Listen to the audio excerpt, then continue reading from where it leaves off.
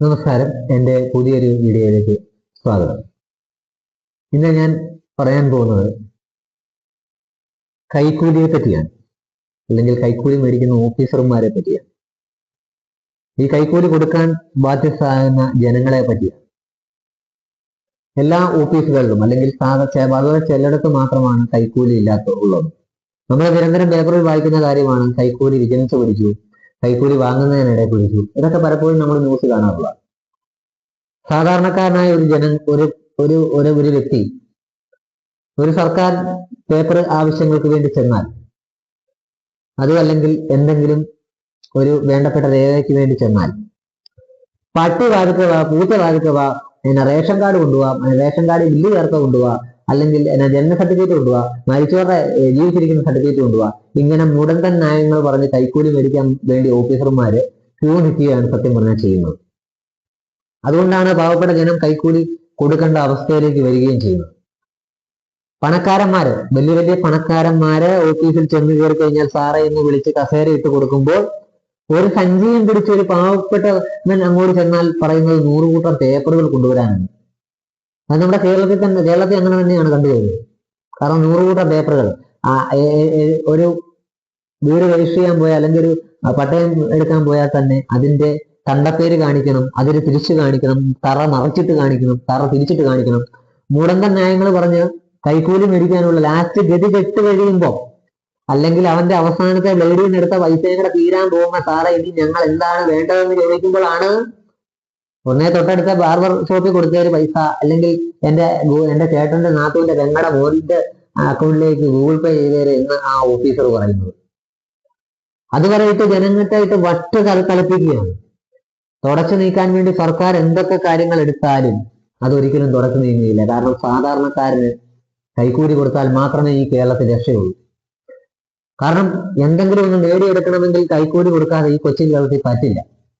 ആ അവസ്ഥയിലേക്ക് വന്നിരിക്കുകയാണ്. അതേത് സർക്കാരൊക്കെ വന്നാലും, CPM ഭരിച്ചാലും, BJP ഭരിച്ചാലും, കോൺഗ്രസ് ഭരിച്ചാലും, ഏതൊക്കെ പാർട്ടികൾ മാറി മാറി വന്നാലും അതിനൊരു മാറ്റമില്ല. പിന്നെ ചെറിയൊരു മാറ്റം കൊണ്ടുവരാൻ ആഗ്രഹിക്കുന്ന BJP പ്രവർത്തകർ തന്നെയാണ്. കാരണം നമ്മുടെ തിരുവനന്തപുരത്ത് മുൻ അഴിമതി അന്വേഷിക്കാൻ, കോർപ്പറേഷൻ അഴിമതി അന്വേഷിക്കാൻ തീരുമാനമായെന്നൊക്കെ കേൾക്കുന്നുണ്ട്. അങ്ങനെ ന്യൂസൊക്കെ ഞാൻ കണ്ടു. അതൊക്കെ നല്ല കാര്യം. ഏതൊക്കെ സർക്കാർ വന്നാലും ശരി, അല്ലെങ്കിൽ ഏതൊക്കെ വന്നാലും ശരി, അഴിമതികളൊന്നും അല്ലെങ്കിൽ കൈക്കൂലികളൊന്നും നമ്മുടെ ഈ കൊച്ചു കേരളത്തിൽ തുടച്ചു നീക്കാൻ ഇവരെ കൊണ്ടൊന്നും പറ്റില്ലെന്നേ.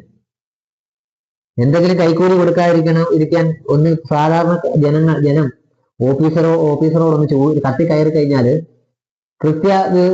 കൃത്യനിർവഹണത്തിനിടെ ഓഫീസറെ കയ്യേറ്റം ചെയ്തെന്ന് പറയും. എന്തിനാ സാറേ കൈക്കൂലി എന്ന് ചോദിച്ചാൽ മതി. എന്നാലേ കിടന്ന് ഓഫീസിൽ കിടന്ന് അവർക്കൊരു 100 പാർട്ടിയാ, അവർക്കൊരു 100 യൂണിയൻകാർ വരും ആ കൈക്കൂലി മേടിച്ചവനെ സപ്പോർട്ട് ചെയ്തുകൊണ്ട്. എന്നാ മൂഞ്ചാനായിട്ടാ അറിയാൻ മേലായിട്ട് ചോദിക്കുക. ഒരു സാധാരണക്കാരനെന്ന നിലയിൽ ചോദിക്കുക, എന്നാ മൂഞ്ചാനായിട്ടാണ് ഇത്രയും വലിയ പബ്ലിസിറ്റി ചെയ്ത് വിജിലൻസുകാർ വന്ന് കൈ മുക്കി, കയ്യിലെ പൗഡർ മുക്കി, അത് റോസ് കളറാണോ നീല കളറാണോ തെളിഞ്ഞതിന് ശേഷം അവനെ ജീപ്പേ കയറ്റി പൊക്കിക്കൊണ്ട് പോയിട്ട് പിന്നെ ഒരു 15 ദിവസം കഴിയുമ്പോൾ സർക്കാർ തലത്തിൽ തന്നെ ഉയർന്ന പദവിയിൽ കയറി വീണ്ടും ജനങ്ങളുടെ തലയിലോട്ട് അവനെയൊക്കെ സ്ഥാനം കൊടുത്ത് എന്തിനിരിക്കുന്ന? കൈക്കൂലി മേടിച്ചാൽ അന്നാലെ പുറത്താക്കുക തന്നെ വേണം, ആ ജോലി കംപ്ലീറ്റ് ഇല്ലെന്നാക്കുക തന്നെ വേണം. അല്ലാതെ സസ്പെൻഷൻ കൊടുത്തിട്ട് അല്ലെങ്കിൽ നിർബന്ധിത അവധി കൊടുത്തിട്ട് പിന്നെ 3-ാം പൊക്കം അവനേക്കാളും ഉയർത്തി കയറ്റി അല്ലെങ്കിൽ ഉയർന്ന പോസ്റ്റ് കൊടുത്ത് കൊണ്ടുവരും അല്ല ചെയ്യേണ്ടത്. ഞാൻ വ്യക്തമായി തന്നെ തുറന്നു പറയുന്ന ഒരു കാര്യമാണ്, ഏതൊക്കെ പാർട്ടികൾ ഭരിച്ചാലും ശരി ഈ കേരളം കൈക്കൂലിയിൽ തന്നെ ആയിരിക്കും. അല്ലെങ്കിൽ പോറ്റിയെ കയറ്റി എന്നും പറഞ്ഞ് വന്നതാണ് കോൺഗ്രസ്. CPM-ന് മറ്റേ അയ്യപ്പന്റെ സ്വർണ്ണ വിവാദം ഒക്കെ പെട്ട് പോറ്റിയെ കയറ്റി എന്നും പറഞ്ഞ് പാട്ടും പാടി കൊട്ടിക്കൊഴിച്ച് വന്നതാണ് നമ്മുടെ UDF സർക്കാർ. ഇപ്പൊ എന്തായി? ആ സ്വർണ്ണക്കേസിനെ പറ്റി എവിടെയാ ഉള്ളത്? സ്വർണ്ണപ്പാളികൾ എടുത്തുകൊണ്ട് പോയി എന്നൊക്കെ ഉള്ളതുകൊണ്ട് എവിടെ എന്തായി? ദേവസ്വം മന്ത്രിയായിട്ടിരിക്കുന്നത് നമ്മുടെ മുരളീധരനാണ്, ആരോഗ്യവകുപ്പ് മന്ത്രി മുരളീധരനാണ്. അതാണ് ഏറ്റവും വലിയ രസം. വീണ ജോർജ് മുടിച്ച് കുളമാക്കി ഇറങ്ങിപ്പോയ ആരോഗ്യവകുപ്പ് അതിന്റെ ഓരോ ഘട്ടമായിട്ട് മുരളീധരൻ ചെയ്യുന്നുണ്ട് കേട്ടോ. അതില്ലെന്ന് പറയാൻ പറ്റില്ല. കാരണം നിലത്ത് കിടപ്പ് രോഗികളെ ഒഴിവാക്കാൻ എന്ത് ചെയ്യാമെന്നുള്ളത് പഠിക്കുന്നുണ്ട്. അപ്പൊ നമുക്ക് അവസരം വേണം. ഞാനിപ്പോ വിമർശിക്കുന്നില്ല അന്ന് പറഞ്ഞ പോലെ അയ്യപ്പന് പോലും ഇരിക്കപ്പുറത്ത് ഇല്ലാതെ അവിടുന്ന് പോലും സ്വർണം കട്ട് ഓരോ രാഷ്ട്രീയക്കാരിങ്ങനെ പടി ഇറങ്ങി പോകുമ്പോൾ നമ്മളെപ്പോലുള്ള സാധാരണക്കാരനോട് ഒരു ചോദ്യമേ ഉള്ളൂ, അല്ലെങ്കിൽ സാധാരണക്കാരന് ഒരൊറ്റ ചോദ്യമുള്ളൂ, എന്താണ് സാർ ഞങ്ങൾ ചെയ്യുന്നത്? കാരണം നിങ്ങളുടെ അത്ര പൈസയോ പണവോ ഒന്നുമില്ല. എന്തിനു വേണ്ടി? പെൻഷൻ കിട്ടണമെങ്കിൽ, ഒരു പേപ്പർ പൂരിപ്പിക്കണമെങ്കിൽ പോലും, ഒരു വിധവാ പെൻഷൻ കിട്ടാൻ വേണ്ടി പെൻഷൻ പേപ്പർ പൂരിപ്പിക്കാൻ നമ്മൾ വേണ്ടപ്പെട്ട രേഖകളുമായിട്ട് ചെന്നാൽ, മരണ സർട്ടിഫിക്കറ്റ്, ഈ വ്യക്തി ജനിച്ചിരിക്കുന്ന സർട്ടിഫിക്കറ്റ്, ആ വ്യക്തി ജനിച്ച വർഷം എന്നിവ സഹിതം ഹാജരാക്കി മരിച്ചവന്റെ ഭസ്മം പോലും എടുത്തുകൊണ്ട് വരേണ്ട അവസ്ഥ. ഏതോ ഒരു നാട്ടില്, എന്ന് വെച്ചാൽ നമ്മുടെ ഇന്ത്യ തന്നെയാണ്, എവിടെയോ മരിച്ച ആളെ കൊണ്ടുവരണമെന്ന്, മരിച്ച ആളുടെ സർട്ടിഫിക്കറ്റ് കിട്ടാതെ വന്നപ്പം ബാങ്കിൽ ചെന്ന് പൈസ എടുക്കാനോ എങ്ങാണ്ട് ന്യൂസ് ഞാൻ കണ്ടതാണ്. ആ മരിച്ചു കുഴിച്ചിട്ട ആളെ എങ്ങാണ്ട് വലിച്ചുകൊണ്ട് വന്നു. ആ അവസ്ഥയാണുള്ളത് ഈ കേരളത്തിൽ, സത്യം പറയാം.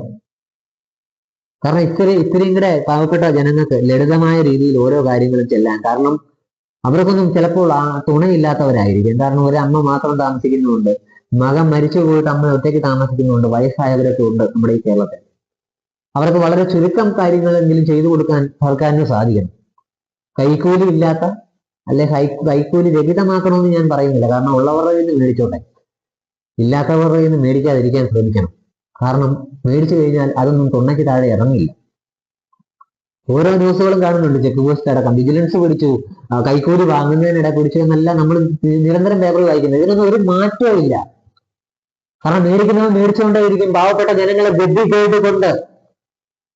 ഗതികേടുകൊണ്ട് എന്ന് വെച്ചാൽ അവന്റെ പറമ്പിൽ നിന്ന് സ്വന്തമായിട്ട് അവൻ ഇച്ചിരി മണ്ണ് മാറ്റണമെങ്കിൽ, 2 ടിപ്പർ മണ്ണെടുത്ത് മാറ്റണമെങ്കിൽ അതിന് പോലും അതിന് മണ്ണ് മാറ്റാൻ നിയമപരമായിട്ട് പോകാം. പക്ഷെ അതിന് കൊടുക്കേണ്ട കൈക്കൂലി, അല്ലെങ്കിൽ ആ മുകളിലിരിക്കുന്ന ഓഫീസർക്ക് കൊടുക്കേണ്ട കൈക്കൂലി ഉണ്ടാക്കാനാണ് പാവപ്പെട്ട ജനങ്ങൾ ഓടുന്നത്. കാരണം അവർക്ക് ഒരു 3 സെന്റ് വീട് സ്ഥലം മേടിച്ച് അതിൽ നിന്ന് ഇച്ചിരി മണ്ണ് മാറ്റണമെങ്കിൽ പോലും നിയമപ്രകാരമാണെങ്കിൽ കുഴപ്പമില്ല, നിയമമില്ലാതെ ഇല്ലീഗലൂടെ കൊടുത്താൽ മാത്രമേ അവൻ ആ 2 ടിപ്പർ മണ്ണ് മാറിക്കിട്ടുള്ളൂ. എന്തിനു വേണ്ടി? പിഴയ്ക്ക് കരമടക്കണമെങ്കിൽ പോലും, അല്ലെങ്കിൽ എന്തെങ്കിലും ഒരു സർക്കാർ കാര്യം നേടിയെടുക്കണമെങ്കിൽ പോലും പണമുള്ളവന് ഒരു പുല്ലുമില്ല. കാരണം കയറി ചെന്ന കസേര ഇട്ടിരിക്കും, നല്ല കസേരയിൽ ഇപ്പൊ മലന്നങ്ങ് ഇരുന്നിട്ട് അങ്ങ് ആജ്ഞാപിക്കുകയാണ്. അതും ആരോടാണെങ്കിലും, സാറന്മാരോടാണെങ്കിൽ ആജ്ഞാപിക്കുകയാണ്, അതോ അല്ലെ സാറേ അതൊന്നും ചെയ്തേ, അന്നേരം ഒപ്പിട്ട് കൊടുക്കുകയാണ്. കാരണം തൽക്ഷണം നടത്തി കൊടുക്കും. സാധാരണക്കാരൻ ആ ഒരു വിലയില്ല. ഒരു കാര്യം മനസ്സിലാക്കുക, ഇവിടെ പണക്കാരനോ പാവപ്പെട്ടവനോ ഇല്ല, എല്ലാവരും പ്രജകളാണ്. പ്രജകൾ എന്ന് വെച്ചാൽ ജനങ്ങളാണ്. അല്ലാതെ അതിൽ പണമുള്ളവനോ പണമില്ലാത്തവനോ, അല്ലെങ്കിൽ കീശ വീർത്തിരിക്കുന്നവനോ, വെള്ളം കൊടുത്തവനോ, കഥ കൊടുത്തവനോ ഒന്നുമില്ല. ചുമലയാണ്, രക്തത്തിന്റെ നിറം ചുമലയാണ്. ആ ജീവനെ പിടിച്ചു നിർത്താൻ വേണ്ടിയാണ് ഓരോരുത്തരുടെ കാൽക്കലും കയ്യിലും ഓരോ നേതാക്കളുടെ മുന്നിലും ചെന്ന് തൊഴുത് പിടിച്ച് ജനങ്ങൾ നിൽക്കുന്നത്. അപ്പം ജയിച്ചു കയറി വന്നവർ ഒന്ന് മനസ്സിലാക്കണം, അല്ലെങ്കിൽ ജനങ്ങളെ ഭരിക്കുന്നവർ മനസ്സിലാക്കണം. പൂർണ്ണമായിട്ടും കൈക്കൂലി രഹിത കേരളമാക്കണമെന്നൊന്നും പറയുന്നില്ല. പക്ഷെ അന്നന്നത്തെ ആഹാരം കണ്ടെത്തുന്നവന് അവന് വേണ്ട കാര്യങ്ങളെങ്കിലും ലളിതമായ രീതിയിൽ ചെയ്തു കൊടുക്കുവാൻ വേണ്ടി നിങ്ങളെ കൊണ്ട് സാധിക്കണം. അതിനുവേണ്ടി ഇനി ഓരോ മാറ്റങ്ങൾ വരുത്തണം. ജനങ്ങളിലേക്ക് കൂടുതലായിട്ട് ഇറങ്ങിച്ചെല്ലുവാനുള്ള ഒരു പ്ലാൻ അത് തയ്യാറാക്കിക്കൊണ്ട്, ജനങ്ങളുടെ ഓരോ കാര്യങ്ങളും മനസ്സിലാക്കിക്കൊണ്ട് അതിനുവേണ്ട എന്തെങ്കിലും ഒരു ലളിതമായ കാര്യങ്ങൾ ചെയ്യുമെന്ന് പ്രതീക്ഷിക്കുന്നു. കാരണം കൈക്കൂലി കൊടുത്ത് പാവപ്പെട്ടവർ മുടിഞ്ഞു സാർ, ഇനി മുടിയാനൊന്നുമില്ല. ആഴ്ച 6 ദിവസം പണിക്ക് പോയി, അല്ലെങ്കിൽ ആഴ്ച 7 ദിവസം പണിക്ക് പോയി, 5ാമത്തെ ദിവസം ഒരു ദിവസം പണി ഇല്ലാതെ വന്നാൽ അവന്റെ വീട്ടിൽ പട്ടിണിയായ ദിവസങ്ങളാണ് കടന്നു പോകുന്നത്. ചിലപ്പോൾ ഓരോ സാധാരണക്കാരന്റെ അവനൊരു പണി കളഞ്ഞാണ് ഓരോ പേപ്പറും പൂരിപ്പിക്കുവാൻ വേണ്ടി, അല്ലെങ്കിൽ ഓരോ സർക്കാർ കാര്യങ്ങളും നേടിയെടുക്കുവാൻ വേണ്ടി അവനല്ലെങ്കിൽ ഒരു അമ്മ, അല്ലെങ്കിൽ ഒരു പെങ്ങൾ, അവരോ അന്നന്നത്തെ ആഹാരം കണ്ടെത്തുവാൻ വേണ്ടി രാപകലില്ലാതെ പണിക്ക് പോകുന്ന ഒരു ദിവസത്തെ പണി കളഞ്ഞാണ് ഓരോ സർക്കാർ ഓഫീസും കയറി ഇറങ്ങുന്നത്. കാരണം 4 മണി ആയി കഴിഞ്ഞാൽ പിന്നെ ഓഫീസിൽ ആളില്ല. 2 മണിയാകുമ്പോൾ ചെന്ന് കഴിഞ്ഞാൽ ഊണ് കഴിക്കണം, ഓഫീസിലെ ഏമാമാർക്ക് ഊണ് കഴിക്കണം. അതിനുവേണ്ടി എന്നാലും പറയും, ഞങ്ങളെ ഇനി ലഞ്ച് ടൈമാ. എന്നാൽ സാറേ ഒരു ചെറിയ പേപ്പറേ ഉള്ളൂ, നോക്കാവോ എന്ന് ചോദിച്ചാൽ ലഞ്ച് ടൈമാ. ഈ സാധാരണക്കാരന്റെ ശമ്പളം മേടിച്ച് വീർപ്പിലെത്തി ഇരുന്നിട്ട് അതിൽ നിന്നും ആണ് നിങ്ങൾ ആഹാരം കഴിക്കുന്നത്. എന്നാൽ ഒരു 5 മിനിറ്റ് ആ താഴെ വന്നിരിക്കുന്നവൻ ഒരു വൈദ്യനാണ്, അല്ലെങ്കിൽ അവന് മേലാഴികയുണ്ട്, എന്നാൽ അവനൊന്നും പോട്ടെ എന്നാൽ അവനും ആഹാരം കഴിക്കണമെന്ന് ചിന്തിക്കുന്ന ഓരോ ഓഫീസർമാരും ഒരു സ്റ്റാഫുകളും ഇല്ല. അവനവന്റെ കാര്യം തന്നെ. രാവിലെ വരിക, സർക്കാരല്ലേ വണ്ടി ചെയ്തിട്ട് രാവിലെ വന്ന് മലന്ന് കയറി ആ കസേരയിലോട്ട് അങ്ങ് ഇരിക്കും. എന്നിട്ട് സാധാരണക്കാരൻ അങ്ങോട്ട് കയറി ചെന്ന് കഴിയുമ്പോൾ പട്ടിയുടെ വില, ഓരോ ഓഫീസർമാരും ഓഫീസിൽ കാണിക്കുന്ന പട്ടിയുടെ വില. അങ്ങനെയല്ല ചെയ്യേണ്ടത്.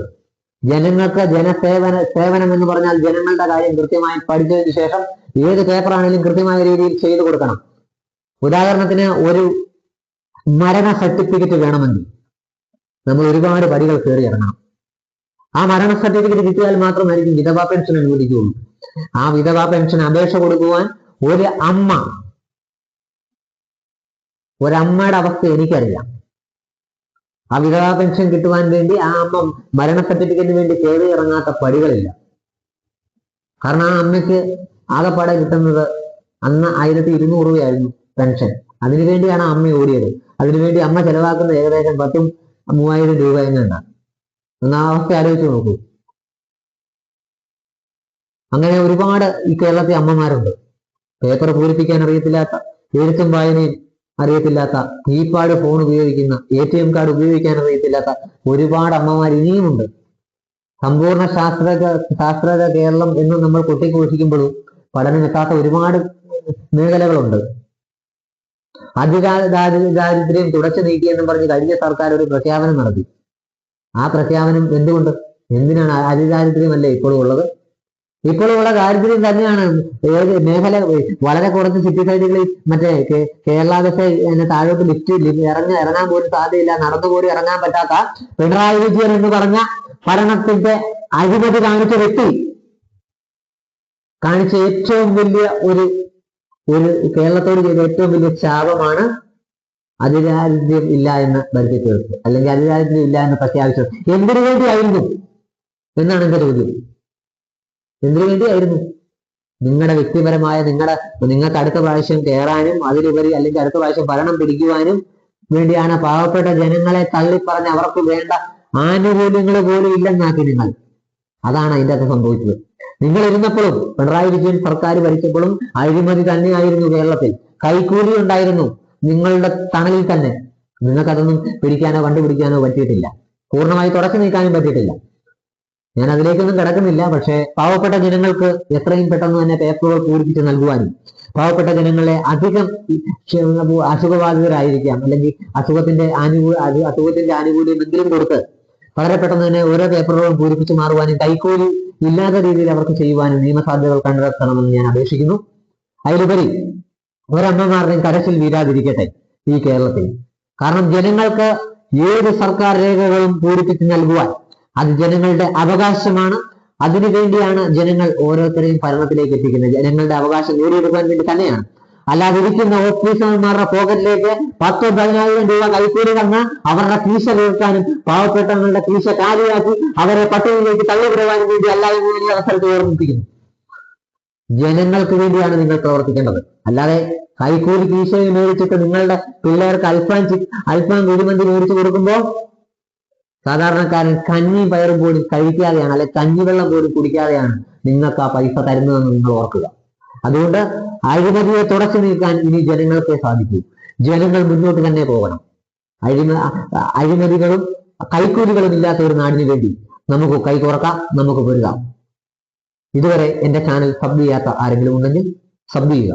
എന്റെ വീഡിയോയെ പറ്റിയുള്ള നല്ലതും ഞാൻ ഇനി എന്തെങ്കിലും മാറ്റണമെന്നുള്ള അഭിപ്രായം ഉണ്ടെങ്കിൽ അതും കമന്റായി രേഖപ്പെടുത്തുക.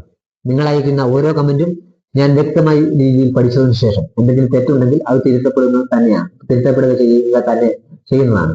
അതിനാൽ നിങ്ങളുടെ കമന്റ് ഏറ്റവും വിലപ്പെട്ടതാണ്. അതിലുപരി ഞാൻ ചെയ്യുന്ന വീഡിയോയ്ക്ക് എന്തെങ്കിലും രീതിയിലുള്ള മാറ്റങ്ങൾ വരുത്തണമെങ്കിൽ നിങ്ങൾക്ക് എന്നെ അറിയിക്കാവുന്നതുമാണ്.